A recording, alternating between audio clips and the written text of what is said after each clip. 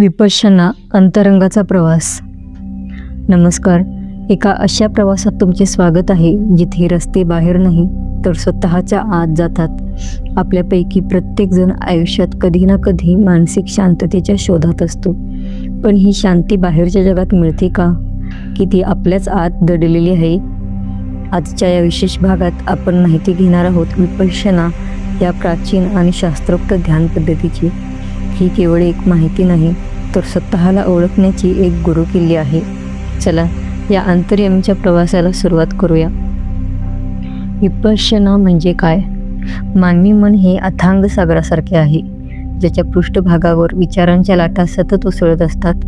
या लाटांच्या खाली काय आहे हे पाहण्याची कला म्हणजे विपश्यना.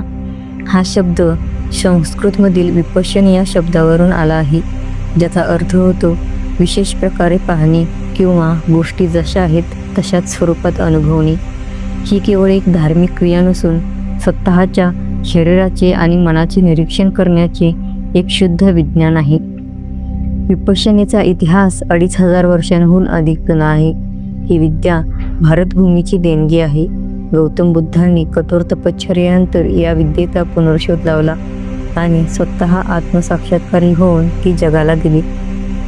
कालांतराने भारतातून ही विद्या लुप्त झाली, परंतु म्यानमारमध्ये ती गुरूंनी शिष्यांकडे पिढ्यानपिढ्या जतन करून ठेवली. 20व्या शतकात सयाजी उबा खिन आणि त्यांचे शिष्य आचार्य सत्यनारायण गोयंकाजी यांनी ही मौल्यवान विद्या पुन्हा भारतात आणि तिथून संपूर्ण जगात पोहोचवली.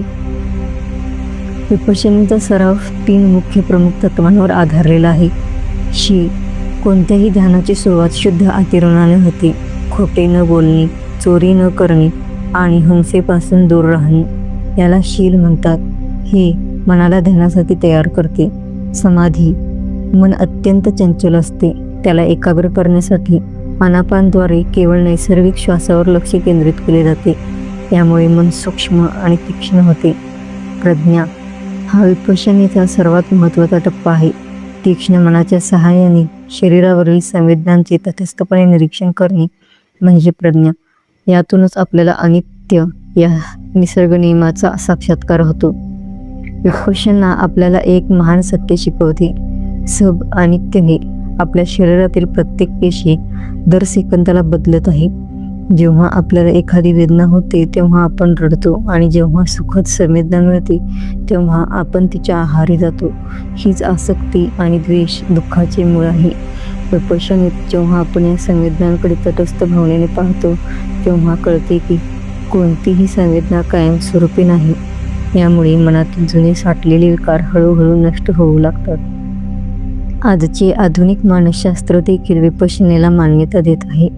संशोधनानुसार नियमित विपश्यनेमुळे मेंदूतील भीती आणि तणावासाठी जबाबदार असलेला भाग शांत होतो. यामुळे एकाग्रता वाढते, निर्णय क्षमता सुधारते आणि माणसाचा इमोशनल इंटेलिजन्स विकसित होतो. हे केवळ आध्यात्मिक शांततेसाठी नाही तर मानसिक आरोग्यासाठीचे एक प्रभावी शस्त्र आहे.